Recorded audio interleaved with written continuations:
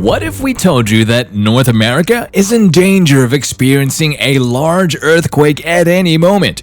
One that could lay waste to entire cities and cause billions of dollars in losses. The San Andreas Fault is rife with tension, and a disaster is inevitable. There's not much we can do to guard against natural disasters, and earthquakes are no exception. These terrifying happenings cause widespread damage across nations, and for years, scientists have tried to predict them in an effort to minimize damage. But trying to figure out when a disaster that stems from beneath the Earth's surface will take place is easier said than done. To look into how earthquakes happen, you need to understand tectonic plates. While the core of the Earth is liquid, the plates above are solid, and these float above the underlying magma.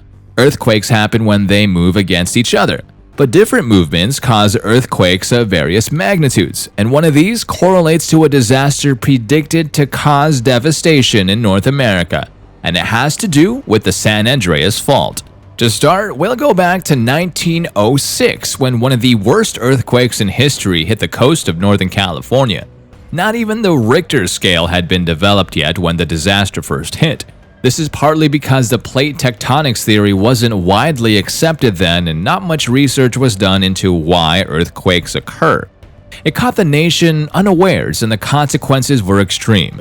With a magnitude of 7.9, it has been labeled the deadliest earthquake in the history of the United States. And it's no surprise. The event claimed the lives of over 3,000 people and left more than 300,000 homeless. To put things into perspective, San Francisco's total population was 410,000 at the time. Can you even imagine the amount of panic a catastrophic event of such scale must have produced? It even permanently changed the course of the Salinas River, the longest river in the Central Coast region. It previously emptied into Monterey Bay but was diverted into a new channel around 6 miles away. But how did the earthquake affect the future of geology? Well, it had a profound effect on how people viewed plate tectonics, although it still took a few decades for it to become prominent, as it wasn't until 1970 that it was truly studied in regard to earthquakes. At least it got the ball rolling.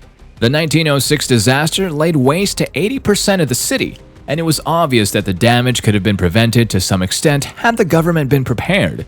Hence, the State Earthquake Investigation Commission was set up under Andrew Lawson, a professor of geology at the University of California, Berkeley. The body started compiling seismographic records of earthquakes worldwide, observing the damage caused and how the underlying geography affected it. The findings were published in what became known as the Lawson Report and greatly influenced earthquake research in the following decades. But what do you think started it all? Why is it that such a devastating event hit the city in the first place? We mentioned plate tectonics, and now we'll look into the San Andreas Fault, which is where the root of the problem lies. A fault is a fracture between two rocks, but if it is along a boundary where two plates are moving horizontally against each other, it's called a transform fault. These faults have now been found to have frequent earthquakes around them. Probably the most famous fault in the world, one that has an actual movie based on it, is the San Andreas Fault. Located along the Pacific and North American plate, it's a right lateral strike slip. This means that the horizontal movement causes these plates to rub against each other. The fault has three main areas: northern, central, and southern. The former two are known for having experiencing devastating earthquakes in the past.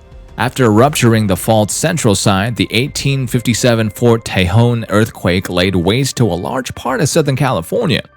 The 1906 San Francisco disaster happened along a slip on the northern side. But what do these events have to do with the next big one? Remember that earthquakes happen along tectonic boundaries. These plates are constantly moving, and this causes stress to accumulate. After a certain point, this stress is released in the form of an earthquake. Scientists have managed to discern certain patterns in how often earthquakes happen, which has dramatically aided research into predicting them as a whole. One of these patterns is the Parkfield earthquakes along the San Andreas Fault. The name refers to 6 earthquakes, all being a 6.0 on the Richter scale, which were spaced approximately 22 years apart. They happened in 1857, 1881, 1901, 1922, 1934, and 1966. Apart from showing how often earthquakes occur along the fault, they displayed a regularity in how tension was released along the plates. So how did all this research culminate in scientists declaring North America would soon face another devastating earthquake? Consider this. We know that earthquakes happen when enough stress builds up along a fault. We know that the northern and central areas of the San Andreas Fault have both experienced two large-scale events in recent history. But what about the southern side? It's the newest part of the fault as it was formed only 5 million years ago as opposed to the others which were formed 30 million years ago. And while both experienced earthquakes, this particular side hasn't seen a large earthquake in almost 300 years. This means that there has been a substantial amount of stress buildup there, which is what Yuri Fialko pointed out in 2006. Fialko, an associate professor at the Scripps Institution of Oceanography, published a study in Nature where he said that the San Andreas Fault could be hit with a 7.0 earthquake at any time. He claimed that the tension was enough that people had to be prepared for the worst. His claims have merit since it's inevitable that the fault will experience an earthquake eventually. He said, it could be tomorrow, it could be 10 years from now, but it would happen. Previously, researchers had assumed that the southern face hadn't had any extreme earthquakes because the strain was creeping along the fault to the more active central and northern sides. But later findings showed that this wasn't enough to prevent an earthquake. Yuri Fialko had compiled 8 years' worth of data from the European Space Agency to observe how the ground moves. He also took 2 decades' worth of data from global positioning measurements. He conjectured that the fault was ready for the next big earthquake. What do you think will happen if such an extensive natural disaster hits? For one, it would be right near Los Angeles, the hub of California, and it's estimated to cover around 100 miles near the fault earthquake zone. It would affect the Palm Springs, Indio metropolitan area and cause significant damage in Los Angeles County, Orange County, Ventura County, San Diego County, and many others. Never mind the fact that the fault zone is also encompassing Los Angeles' 3 main power, utility, and transportation corridors.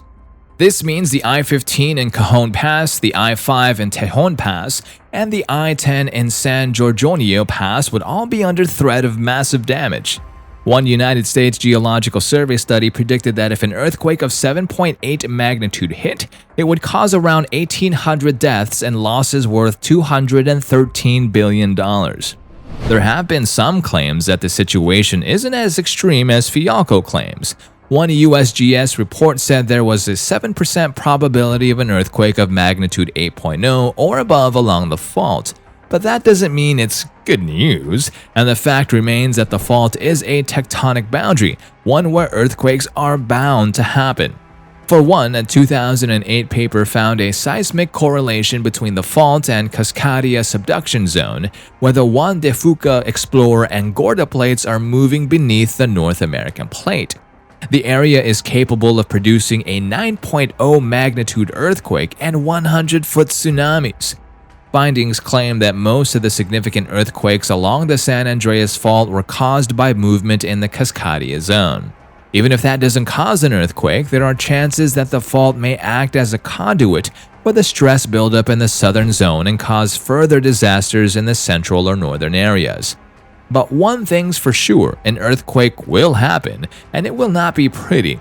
It's enough that Thomas Jordan, director of the Southern California Earthquake Center, said the fault was locked, loaded, and ready to go. Considering how densely populated the surrounding cities are and how many lives are at stake, it's imperative that the government take steps to make sure the damage is minimized. Thanks for joining us on this rocky trip beneath the Earth's surface. If you want to help us bring more exciting facts to you, support us by hitting that like button and subscribing to our channel. Until next time, stay curious.